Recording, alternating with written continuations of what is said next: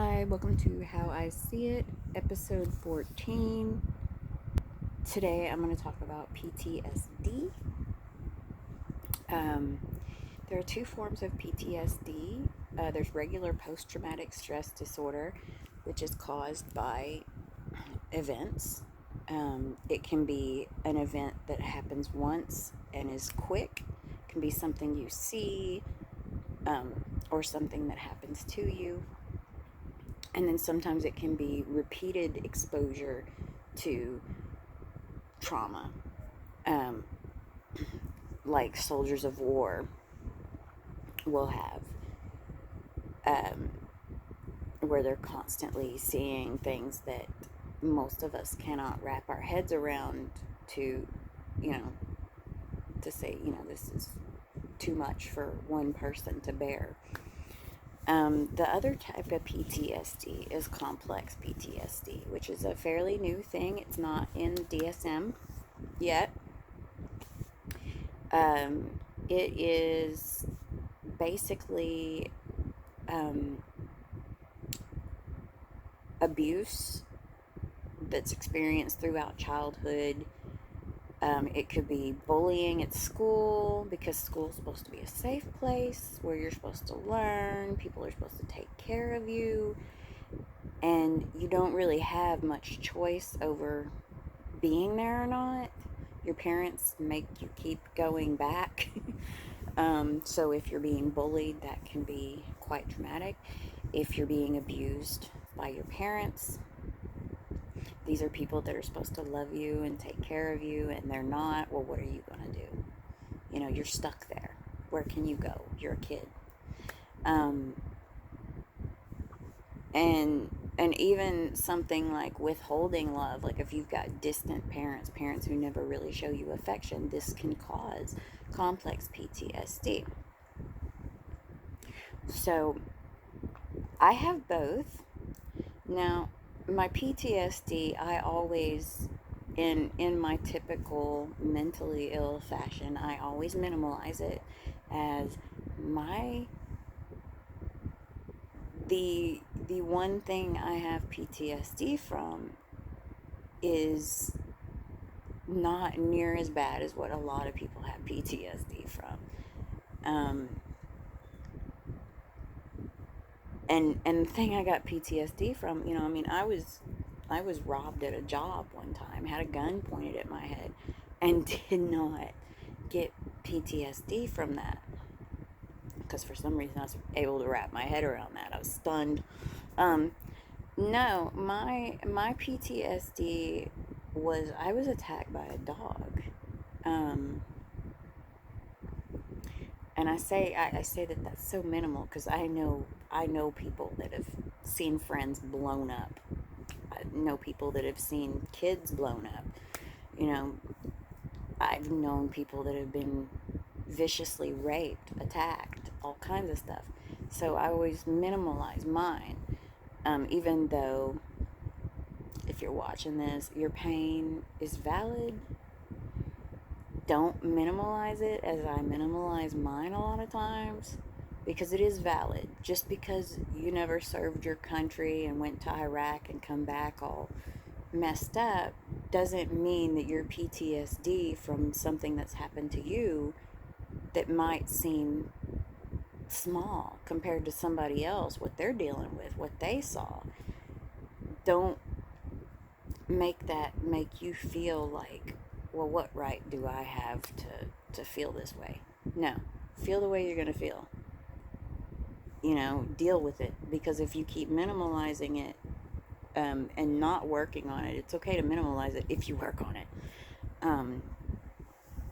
So don't do that. But anyway, this dog was like a bull mastiff mix. So he was a huge dog. His name was Bruiser.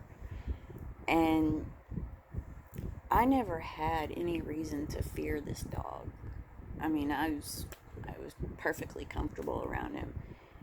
And one day I was sitting at the owner's house. The owner had left. And I was just sitting there chilling, watching TV, eating chicken, gave some chicken to the dog. And I'm laying there on the couch thinking, I'm going to give the dog some more chicken. And then the next thing I know, I got one, one tooth from his lower jaw under my chin and the upper jaw up. Well, I guess it was about right. Yeah, right here.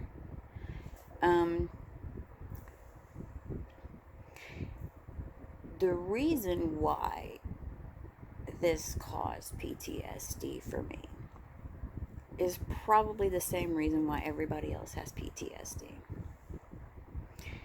In that moment, I felt like that dog could kill me. I felt like my life was going to be over. That when the owner showed back up, I would be dismembered on the floor. Because this was a big dog. And, so I was scared. I was afraid that my face was going to be ripped off. I was 18 years old. I liked my face, I didn't want to worry with that, but, and I was also worried about the pain. I didn't feel any pain from the bite when he was latched onto my head, but I could see blood running down my nose as I was staring down his throat, and I didn't know how bad it was, and I was like, trying to get him off my face, and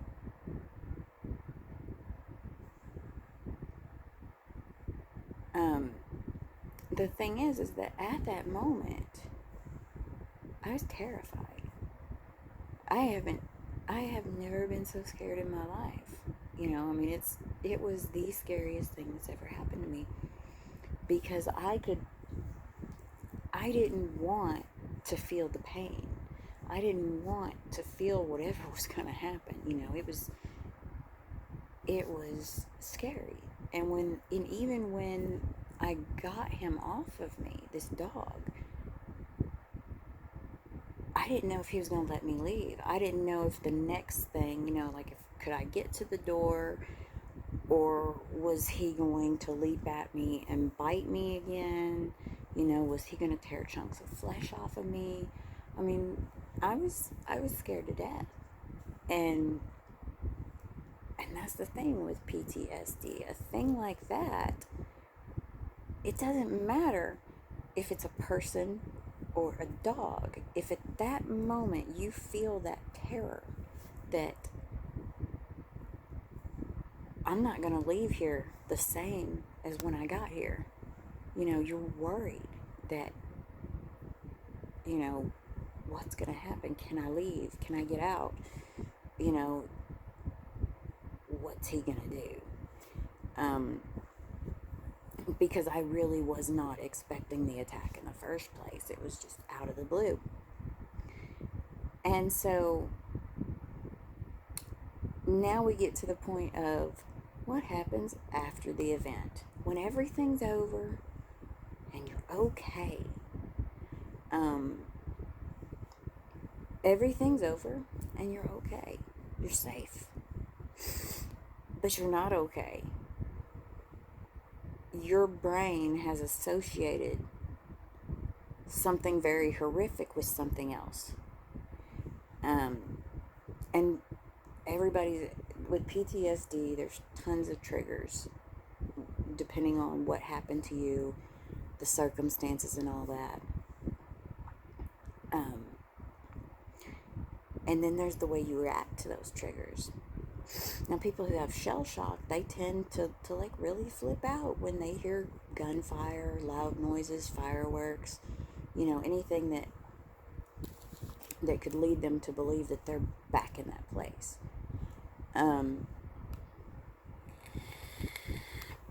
Me, before this happened, I love dogs. And I didn't think anything of petting them and getting down on the ground with them, and they'd lick my face, and it was no big deal. Now, I don't want to be near a dog. I don't get scared.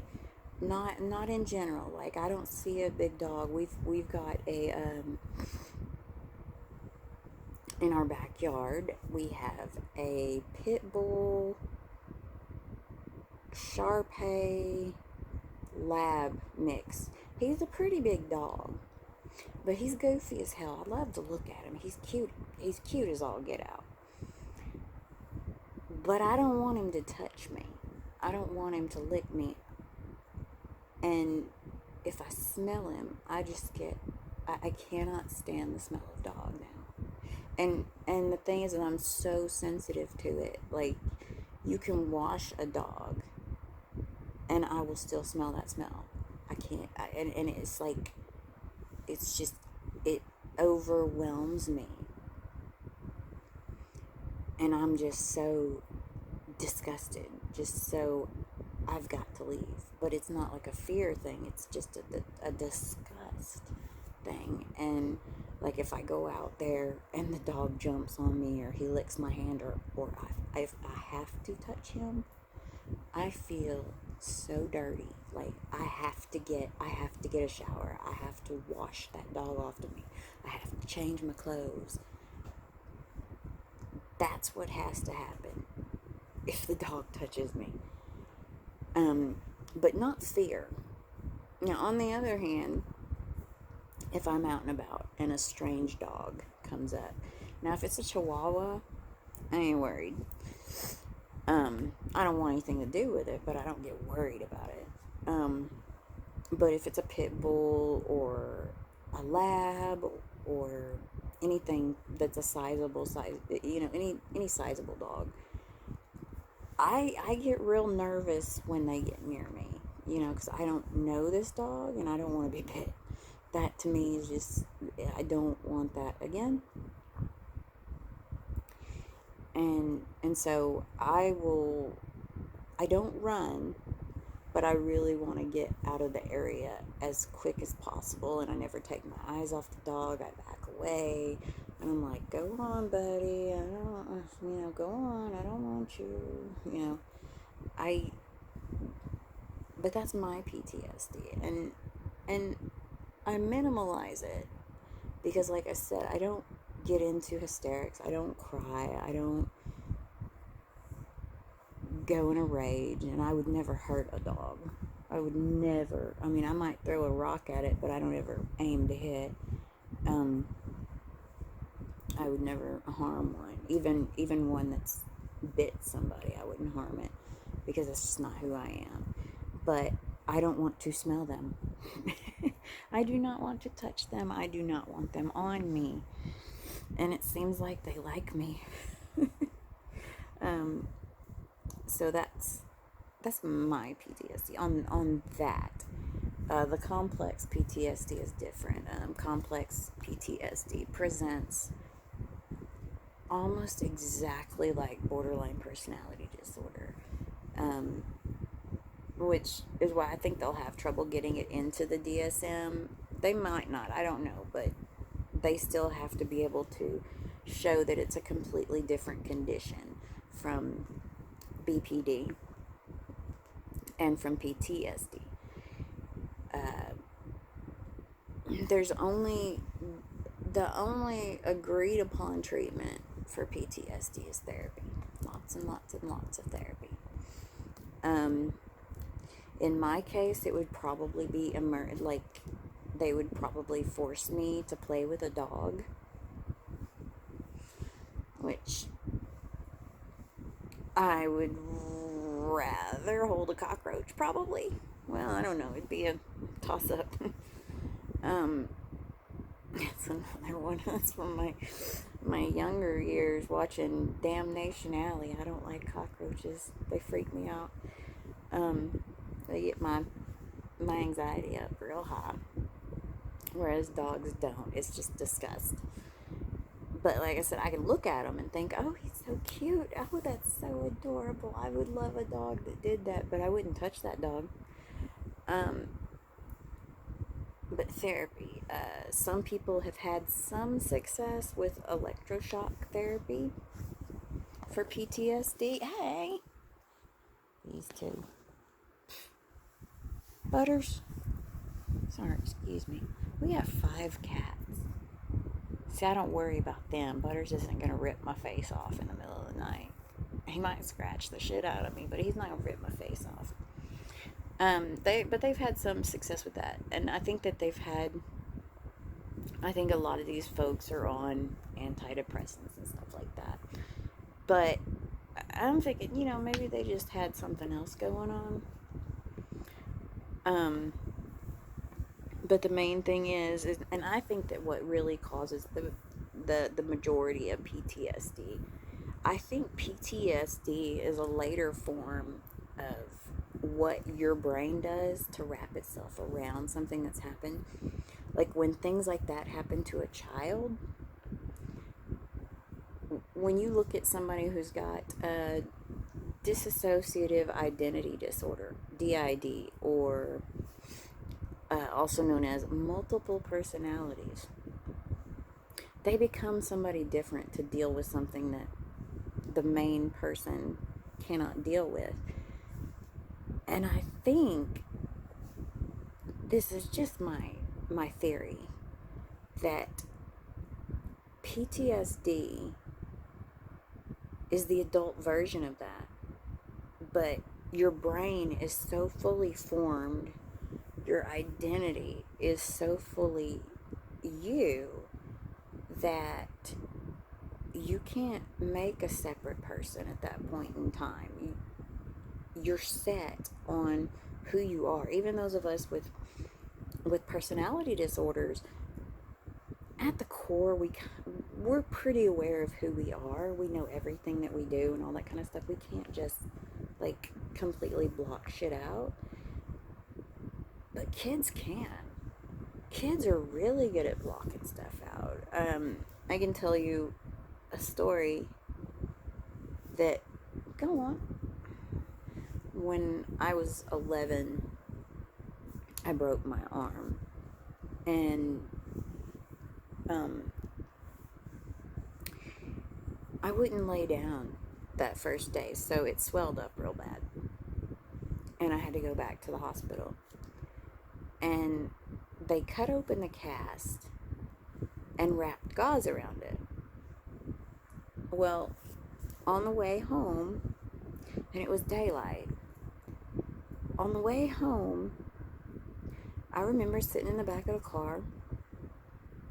My mom and dad were driving, and I decided, I need to do my exercises, because they had told me to work my fingers, and,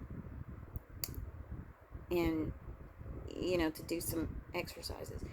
So I was like, okay, I'm going to do that. Well, I was able to twist my arm inside the cast, and see, both of my bones were broken in that cast. The next thing I knew, it was nighttime and it was raining.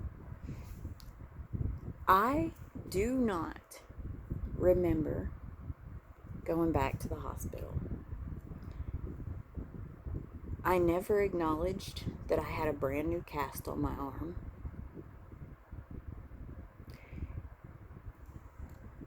And I asked my mom about it, because it wasn't until a few years later, when I was like thinking about it or whatever, she goes, we went back to the hospital. You had a new cast on when you went in for surgery, because I did eventually have to get the arm operated on. She's like, you had a new cast on when you went to surgery. And I was like, no, I didn't. And she's like, yeah, we went back down to the hospital. And I said, was I unconscious? And she's like, no, you were completely awake. You were talking to the doctor. You were doing, but she said I was different. Children can do that. And I mean, even me, I kind of trip on the fact that I was 11 and did that. I would think that your brain was more fully developed at that point, but at any rate, I was in so much pain and anguish at that moment, which is kind of crazy, because I broke my arm and didn't blurt that out. I can remember every bit of going to get that taken care of in the first place. But that day, when that happened, completely blocked it out and wouldn't even recognize that I had a new cast on my arm. It, even to this day, I can see the day I went into surgery, the cast had a split in it. In my head, that's the way I saw it. So I think that PTSD is kind of like the adult thing, which, you know, once your mind is fully mature, and I'm not talking about age wise, because I'm not exactly sure when your brain is mature. I think it's around, I want to say it's around 15, 16, 17, somewhere in there. But once your brain is fully mature, you don't get that luxury of being able to completely block it out, to completely go somewhere else and be on autopilot, you know, really. I mean, we can say that we do things on autopilot, and we do to a degree, but, you know, when something happens, like if you're out driving your car and you're on autopilot and somebody just like, if another car comes up, you kind of snap out of autopilot, you know. We don't get that luxury though, as when our brains are fully formed, to block out the things that we have trouble dealing with. You know, to this day, I still don't understand doing what I did. I was like, well, I broke my arm and that didn't happen. What was so different about that particular time? What happened that made me just go completely away? And once I realized I had done that, I was like, okay, well, when am I going to do that next? And I still haven't done that again. I have not.